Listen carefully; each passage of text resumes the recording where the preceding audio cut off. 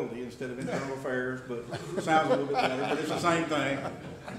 There's a joke around there, around the office for a long time, right after I took office, because I'd been there 2 days, we arrested one of our personnel.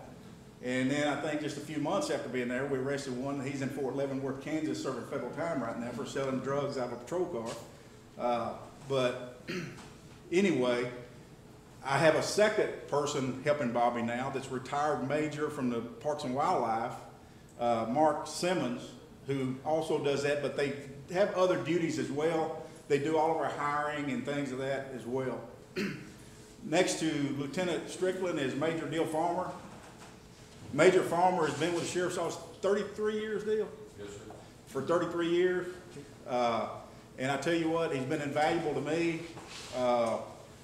Once I came in office, and I don't know what I've done without him. Next to him, over here in the doorway, is Lieutenant Paul Black. Paul and I have known each other for about somewhere between 35 and 39 years. When I was working for the Sheriff's Office in Longview, Paul was with Tyler Police Department in narcotics, and I was in criminal investigation, and we did a lot of cases together, especially narcotics-related cases. And John Harper, sitting down back here, he's a volunteer there.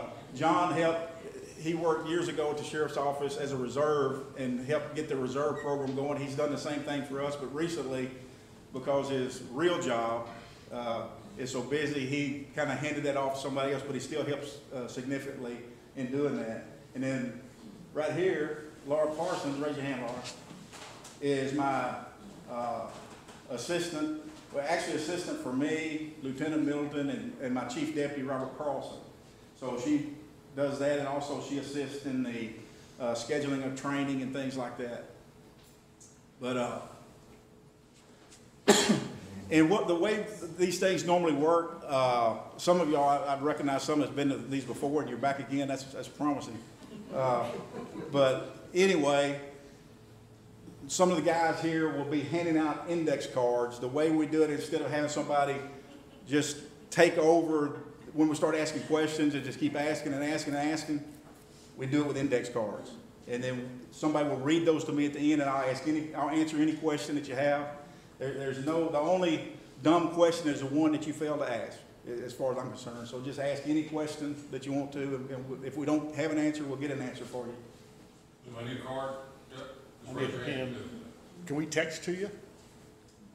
Gotta keep it short. Then I'd have to put my glasses on to read it. Or we can text to him. Can't you write? Oh, and before I get into some serious trouble, my wife Leslie's back here. Stand up. I know it doesn't look like we've been married 29 years. She looks like she's about 30 years old. And I tell people she looks so good because she's lived with me all this time. And no, I'm not a politician. Some of the things we want to talk about tonight would be the vision of the Sheriff's Office, where we're going, where we're headed, budgetary items, achievements, things we've been able to do, things to come, things that we want to do, and then we're going to have a question and answer. And I'm going to start off with just some facts about the Smith County as a whole. Smith County encompasses approximately 960 square miles, 218,000 population, give or take a little bit. And the Sheriff's Office has somewhere in the neighborhood of 375 employees that obviously I'm supposed to know what every one of them is doing 24/7. If you don't believe that, read the Times paper. But average jail population is about 750. We're running probably now about 680, Major Farmer, I think. So the jail population is down, which I don't know if that's good or bad, because there's still a lot of people that need to be in there. We have 1,139 jail beds now since we have the new facilities completed. And as we're sitting here right now, we're putting our first inmates in the new part of the facility tonight. They should probably, you got any word on it yet? Not yet. We're putting 93 or 91 female inmates from a low-risk facility to downtown. And the reason we're really doing it right now is because we ran out of hot water. The boiler went out. We're going to have to transport them out of county or put them there, so we went ahead and put them downtown. Because 91 times $32 a day runs into a lot of cash real quick. We have an annual budget of approximately $28 million, and I've got 4 budgets that I oversee. One for the Sheriff's Office itself, the law enforcement part of it, one for the environmental, and that's just $100 and something thousand, I think. Communications is probably around 1.6 million, something like that. And then the jail is a big part of that budget. And I'll show you here in a minute some breakdown of that. The facilities we oversee, we provide security for Smith County Courthouse, the Courthouse Annex, adult probation, and the Cottonville building, which I always thought I'm not a commissioner, I'm not the county judge, but I always thought it would be a lot better idea to have one big structure somewhere where we could cut all this out except for a few, but it didn't work out that way. Smith County Sheriff's Office occupies the administration building, Emergency Operations Center, which is out off Spur 248 below DPS. That's where our dispatch and our patrol is. And we have our central jail facility at Spring and Elm Street, and our low-risk facility off 69 North. And some of the commitments I made to the citizens of Smith County, one is transparency, and that's part of what this is about tonight, is being transparent to bring things to your attention that we're doing. Because I've told every one of these I believe I've had, I said, this sheriff's office does not belong to me by any means. I'm simply been elected to be the manager of it for 4 years. The sheriff's office belongs to you, the citizens of Smith County. We're keeping more deputies on the streets, which is one of the things I learned when I found the need, you know, when the election was.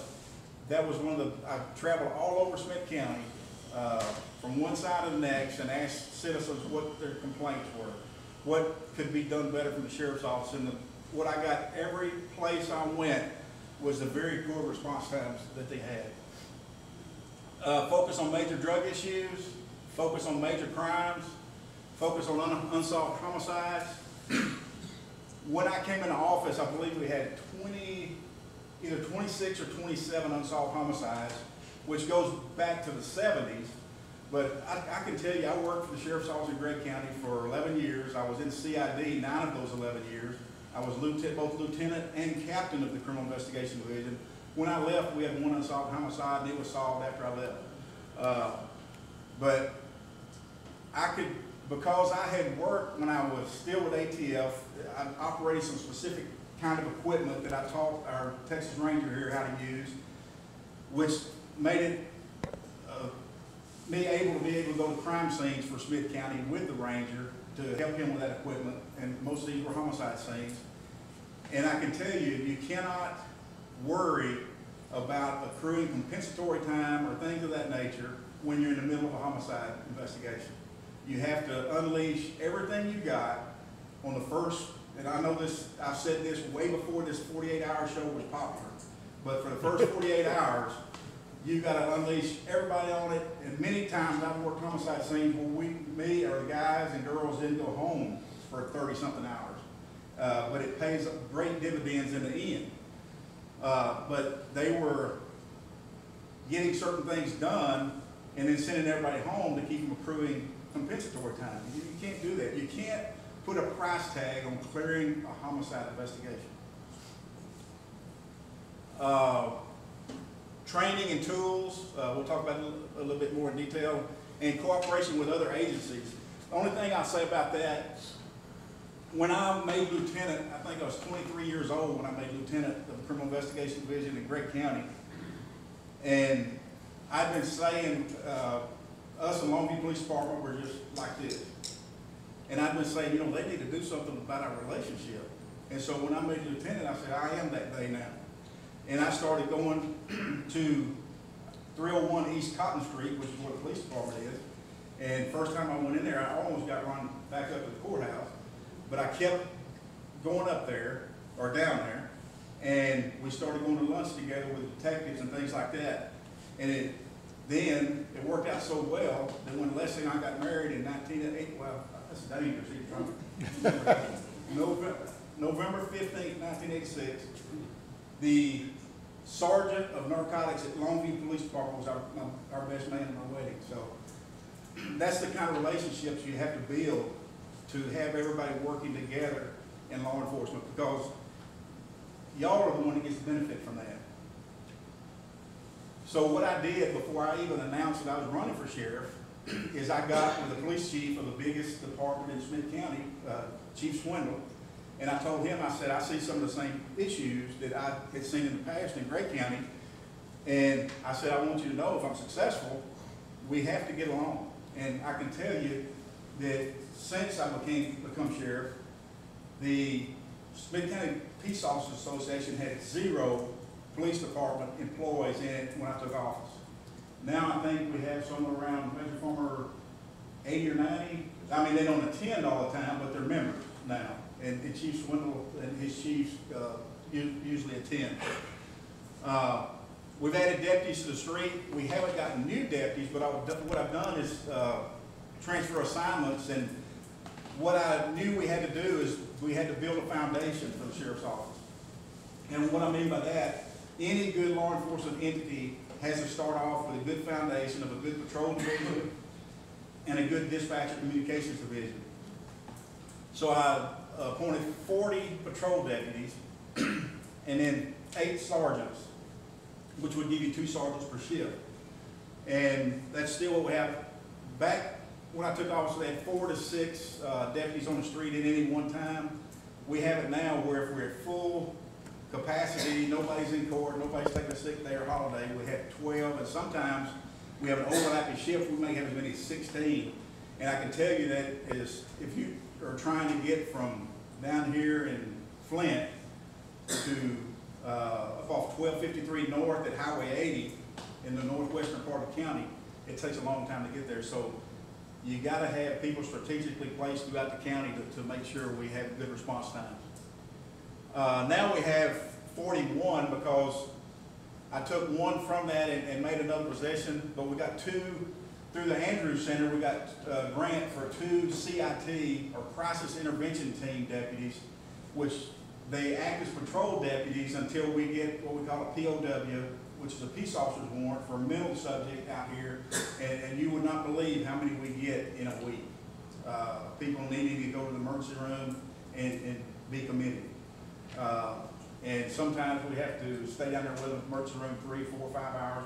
They have kept them in the emergency room as much as 2 days, especially during holidays. And what that does to your emergency room in Smith County, ETMC, Mother Francis, and UT Health Center, is if they're taking up rooms down there, they have to go on diversion, which means if they have a major accident or something on Interstate 20 and they're on diversion, that ambulance is going to be diverted to Good Shepherd in Longview or somewhere else. So there's a lot of issues going on now with the legislature and everything in dealing with mental patients in the jails. And we can talk about that by itself all night. But what this does, getting the proper number of people on the street, it allows for proactive law enforcement as opposed to reactive law enforcement. In other words, we can get out there and patrol and find on-view offenses rather than waiting for a phone call and just being able to go from point A to B all night long once you get a call. And I think I've got a slide on here where once we got all of our shift schedule and everything, I think just within a matter of a few months, I think there was 9 separate incidents where we arrested people on site, breaking into houses and buildings and things like that hadn't been done in years here, because we had the proper coverage out in the county. Transparency, we had news conferences when appropriate, use social media, Facebook and Twitter. And I think Lieutenant Middleton calls it Tweeter, but it's Twitter. And then we have the Office of Professional Responsibility. This is just kind of some of the calls that our communications goes through. And our dispatcher communications, we dispatch for Winona PD, White House PD, Troop, ARP, and who am I leaving out? Bullard, and then all of the volunteer fire departments. Their dispatch goes through here. So just our calls alone from October 1st through April 2015, just 6 months alone, our office was dispatched 14,856 calls.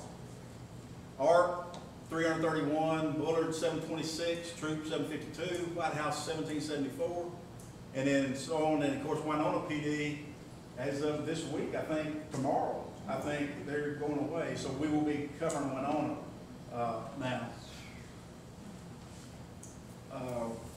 For a total of 19,229 calls in 6 months. These are just some of the things that we're going to try to work on. This is an older chart, January 2014. You can see right here, those are alarm calls. And what we have, we're in the process of now trying to communicate with people who have alarms. We have so many, and believe me, we don't mind answering alarms. But what we do mind is when you know you have a false alarm, is not doing a proper cancellation, because we have to have not one unit go out there, we always go with 2 units out there, so it wastes our time going out there if you could have properly canceled your alarm and didn't. It takes up a lot of time. The next one over is animal reports, dog bites and barking dogs and things like that. We got rid of a lot of that because I got with Judge Baker January 1st of last year and told him, I said, 6 months from now, we're getting rid of animal control, us picking up dogs. That's not a law enforcement function. And quite frankly, our priorities are in other places. Not that that's not an important issue, but it's not a law enforcement function. Then the other one is a stray animals. We pick up stray animals all the time on the country roads, and that's a very important thing too, because we had a deputy. What was it, Gary? How many years ago was it been? Robert Brick was killed out here off 344. Got hit by a cow, got hit, and then it got jumped up and knocked him. He hit his head on a pavement. Communication number of traffic stops. So all those other calls I showed you a while ago didn't include traffic stops. We have 2 dispatchers up there, and then a third one answering the phone at all time. The one on info, and then the fire department channel. Smith County Sheriff's Office had 3,764 traffic stops in a 6-month period. And any of you that have any interaction with the Sheriff's Office about being stopped, we don't give a lot of traffic tickets. That 3,764 is for traffic stop to find out what else is going on, is usually what we use that for. Because we can't, in good conscience, be writing a traffic ticket out here on 69 South while people are carrying your stuff off from your house on one of the county roads. So that's the main reason. We've got DPS, we've got constables, and everybody else writing traffic tickets. And matter of fact, I think you saw that I'm not even for writing tickets with a machine. So, but 668 with ARP, 1750 Bullard, and White House 2,551 for 9,600 in 6 months. That's in addition to the other